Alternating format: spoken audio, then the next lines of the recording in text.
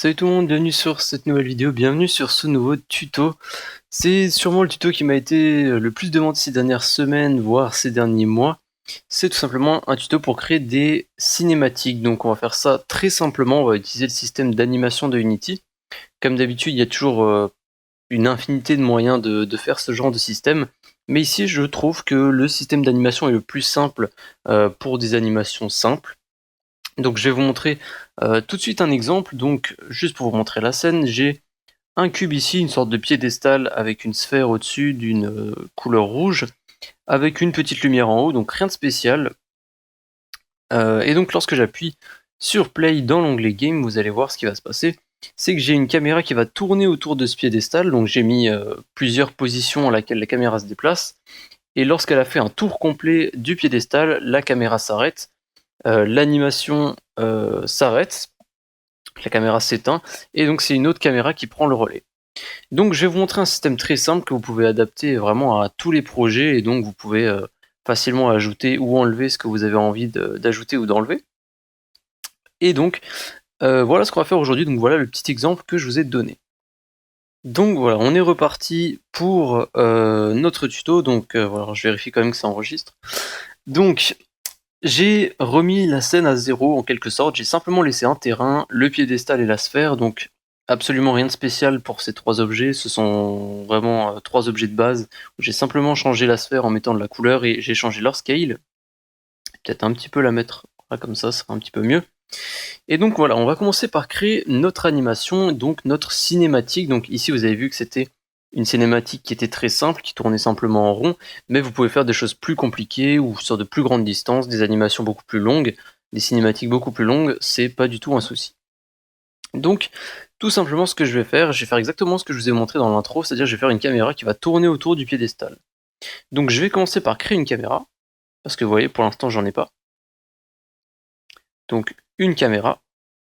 Je vais placer la caméra au point de départ de la cinématique. Donc moi, ce sera à peu près là. Je vais pas faire vraiment très précis, bien centré, symétrique, etc. Je vais vraiment faire quelque chose d'assez simple, mais d'assez efficace. Donc maintenant que j'ai ma caméra, ce que je vais pouvoir faire, donc maintenant, ça c'est pour l'exemple que j'ai pris dans l'intro, donc je vais faire une deuxième caméra. Cette deuxième caméra, je vais l'appeler caméra 2, tout simplement. Je vais simplement changer son depth ici par -1. Vous allez comprendre pourquoi après.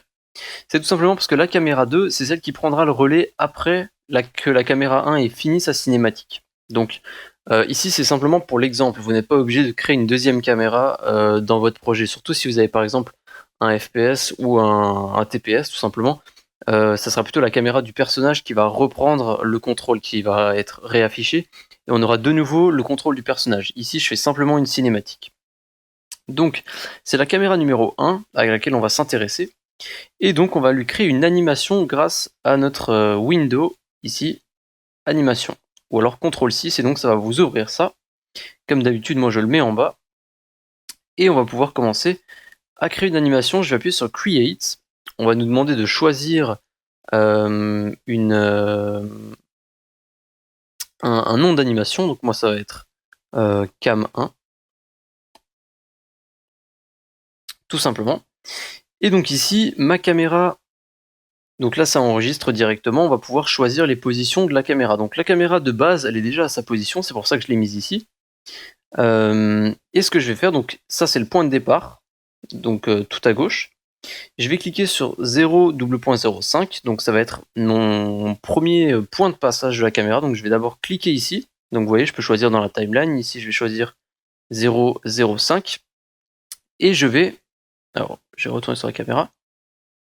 Alors sur la bonne caméra, faites bien attention, choisissez bien la première caméra si vous en avez deux, ce qui normalement n'est pas le cas. Donc voilà, je sélectionne bien 0,05 et je commence à déplacer ma caméra. Alors, du coup ça enregistre plus, voilà, vous vérifiez bien que le point rouge est appuyé, donc ça enregistre. Donc je vais choisir 0,05, on va y arriver, et je vais pouvoir déplacer ma caméra là où je veux qu'elle soit, là où je veux, à la destination où elle doit se déplacer pour le premier point. Donc on va faire ça sous un système de points. Je vais choisir donc la position, donc ça sera à peu près là. Donc vous voyez sur la preview, je fais à peu près en sorte que la sphère soit au milieu. Je dis bien à peu près, c'est pas très précis. Je peux changer ici la rotation dans l'inspecteur ou le faire manuellement. Donc chez moi, je vais laisser quelque chose de précis. Je vais mettre 90, voilà, comme ça c'est bien centré sur la sphère. Je vais ajouter un nouveau point de passage de la caméra. Donc avant de déplacer la caméra, je vais bien sélectionner ici 0,10. Je vais pouvoir redéplacer ma caméra, rechanger la rotation. Donc on fait en sorte qu'à chaque point de passage ici, donc vous voyez qu'à chaque fois c'est un point différent. D'abord elle était tout là-bas, ensuite second point elle sera ici, troisième point elle sera là, mais vous voyez que c'est toujours à peu près la même chose sur la preview, tout simplement parce je fais en sorte de me focus sur la sphère. Donc voilà, je me mets de nouveau à peu près au milieu. Je vais ajouter mon troisième point de passage, donc encore une fois je clique un petit peu plus loin, je déplace la caméra à l'endroit voulu, je change la rotation si nécessaire. Donc ici je fais une animation, une cinématique d'un seul objet qui tourne en rond, mais vous pouvez très bien faire ça sur plusieurs kilomètres si vous voulez et d'une façon très rapide. C'est bien évidemment possible. Ici je vais faire une animation qui sera, une cinématique plutôt qui sera assez courte et qui se déplacera assez doucement. Et voilà, donc maintenant j'ai fait, donc vous voyez ici, ça c'est la caméra numéro 2, donc c'est de là qu'on est parti. On a fait, donc ça c'est le point de départ. Premier point de passage ici, deuxième point ici, troisième point ici. Et maintenant ce que je veux c'est revenir au point de départ. Donc simplement je vais aller d'abord à notre point de départ ici. Je vais bien vérifier les positions de ma caméra. Alors je vais peut-être faciliter ça en mettant 9,2 et je vais aussi le mettre 9,2 sur cette caméra là. Voilà, sinon je vais avoir des décimales et ça sera pas super évident. Voilà. Donc maintenant que j'ai 9,2, 4,39, je vais aller un petit peu plus loin pour le dernier point et je vais tout simplement copier les positions du premier. Donc c'était 9,2 et 4,39. Je vais mettre 9,2, 4,39. Je vais bien changer ma rotation et donc maintenant vous voyez que la caméra au point d'arrivée, donc vous voyez sur la preview, au point d'arrivée ici et au point de départ, on est à peu près au même endroit. Alors c'est un petit peu décalé, c'est normal. Tout simplement parce que j'ai modifié la position. J'aurais dû mettre une position plus précise dès le début parce que voilà, j'avais pas envie de recopier toutes les décimales, c'était pas très pratique, mais ça aurait été faisable et ça aurait fonctionné. Maintenant, on va tout simplement tester notre animation. Donc je vais appuyer sur play. Alors évidemment, voilà, on n'a pas changé la vitesse de notre animation, donc ça donne un petit peu envie de vomir. Alors voilà, on va l'arrêter. Ici dans Samples, donc ça représente la vitesse. De base, elle est sur 60. Plus c'est haut, plus c'est rapide. Je vais mettre 5, je pense que ça devrait aller. Je crois que j'avais mis ça pour l'exemple. J'ai appuyé sur play. Alors non, c'est encore un petit peu rapide. Je vais mettre 3. J'ai appuyé sur play. Je vais me mettre dans l'onglet game.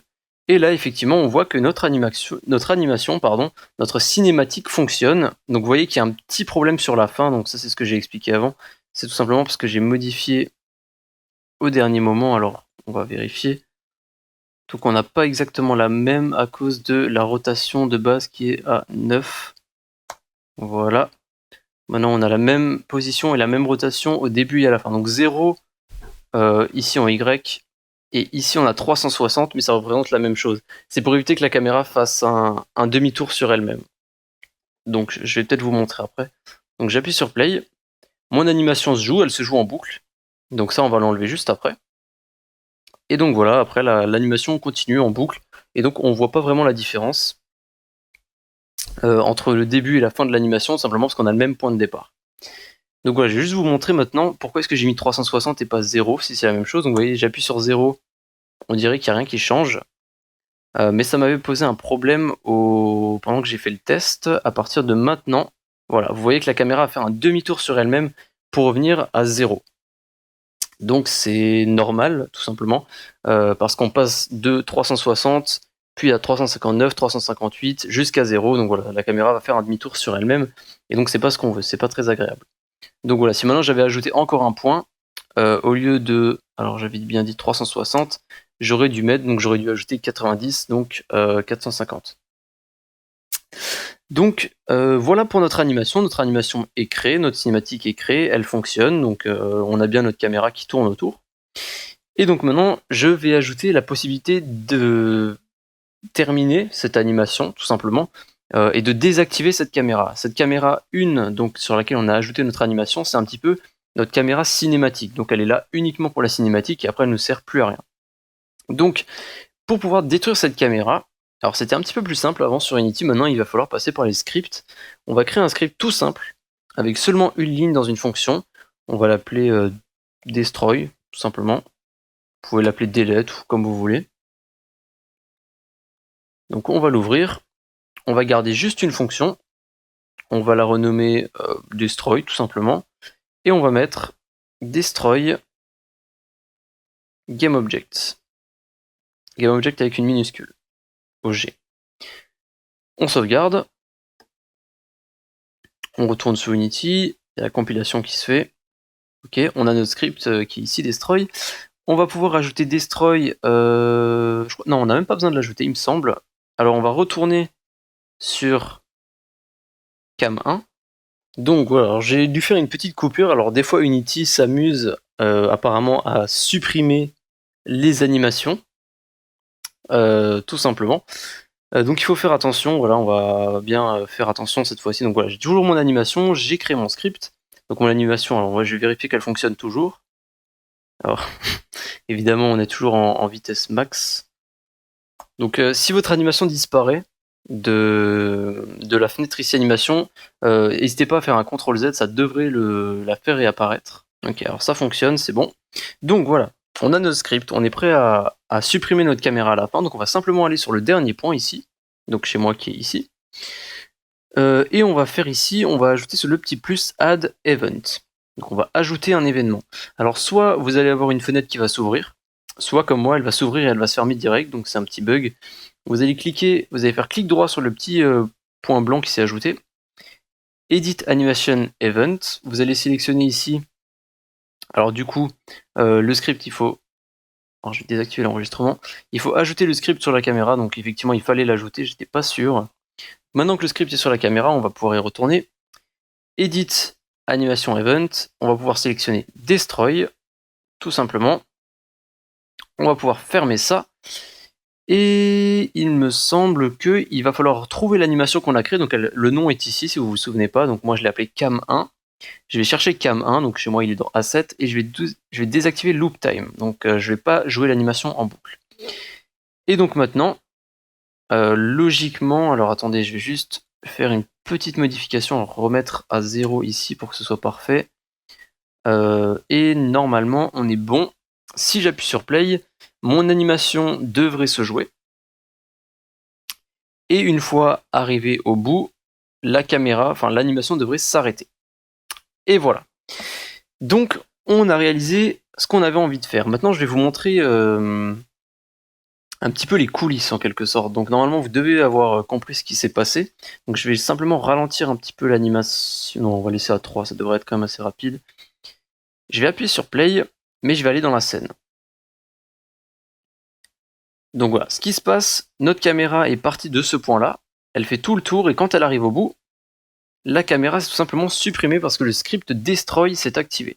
Le script destroy, ce qu'il fait, tout simplement, vous l'avez deviné, il détruit GameObject. Mais GameObject, c'est quoi? C'est l'objet qui possède ce script. Donc c'est la caméra qui s'est auto-détruite lorsqu'elle est arrivée à la fin de l'animation.